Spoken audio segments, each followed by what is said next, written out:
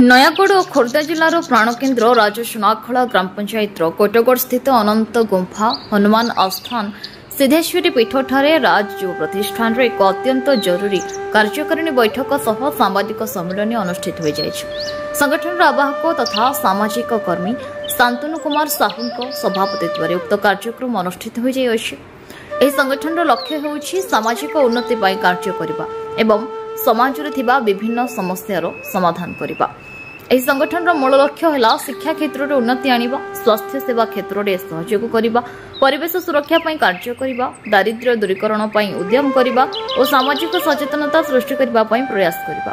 तत्सहित संगठन कार्यक्रम विभिन्न स्थान में स्वास्थ्य शिविर आयोजन कराजिबो, पिलामानक पाई शिक्षा कार्यक्रम आयोजन कराजिबो, क्रीडार समृद्धि सांस्कृतिक कार्यक्रम आयोजन कराजिबो, वृक्षारोपण कार्यक्रम कराजिबो, स्थानीय लोकों सह आलोचना करी सेवानक समस्या बुझाजिबो और मानविक अधिकार पाई लड़ाई करिबा।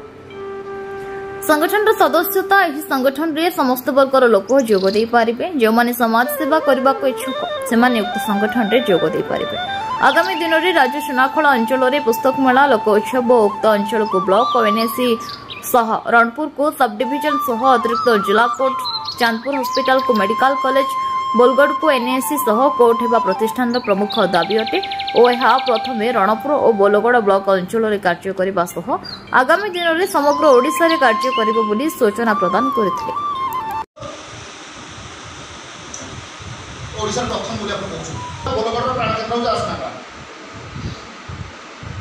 बोलगढ़ को हम एनएसी पई कहू बोलगढ़ को माने एनएसी हो बोलगढ़ को कोन हो जोटा आपण सेही ताहा दाबी नै कि हमरे युव संगठन प्रदान तेणु आम समस्त संगठन आगे व्यापक हम और आम भर गोटे एकताबद्ध रही दलगत मत ऊर्धे गोटे एकताबद्ध होकर कार्य कर मूल लक्ष्य।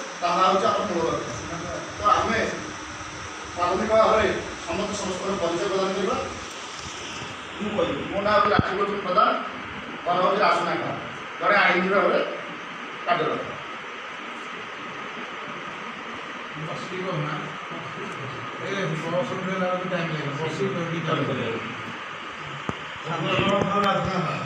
Shantanu Kumar Sahu social activist Nayagarh district